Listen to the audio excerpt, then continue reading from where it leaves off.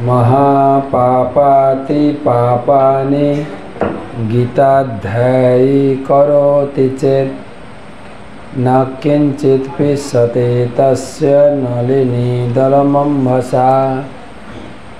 যিনি প্রতিদিন গীতা পাঠ করেন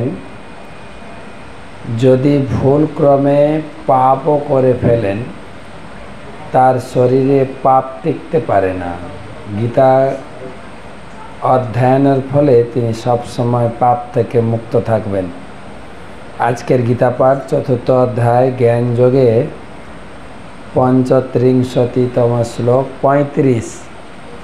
যদ্জ্ঞাত্য়া ন পুনর্মোহ এবং যাস্যসি পাণ্ডব যেন ভূতানি অশেষানি দ্রক্ষসাত্মনথো ময়ি। যদ্জ্ঞাত্য়া ন পুনর্মোহ এবং যাস্যসি পাণ্ডব যেন ভূতানি অশেষানি দ্রক্ষসাত্মনথো ময়ি।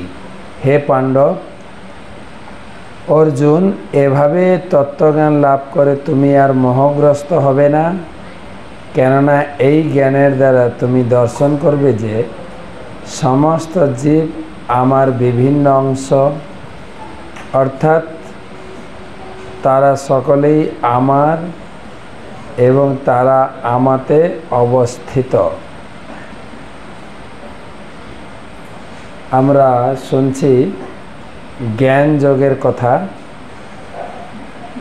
এর আগের শ্লোকে আলোচনা করা হয়েছে পারমার্থিক জ্ঞান লাভ করতে গেলে গুরুর কাছে যেতে হবে, গুরুর সেবা করতে হবে, বিনম্র চিত্তে প্রশ্ন জিজ্ঞাসা করতে হবে, তাহলে তত্ত্বদ্রষ্টা গুরুদেব তিনি জ্ঞান প্রদান করবেন। তো আজকের শ্লোকে বলছেন সেই জ্ঞান লাভ করলে তোমার কি লাভ হবে। দুই প্রকার জ্ঞান, একটা হচ্ছে স্কুল কলেজের জ্ঞানকে বলে অবিদ্যা, গীতা ভাগবতমের জ্ঞানকে বলে বিদ্যা।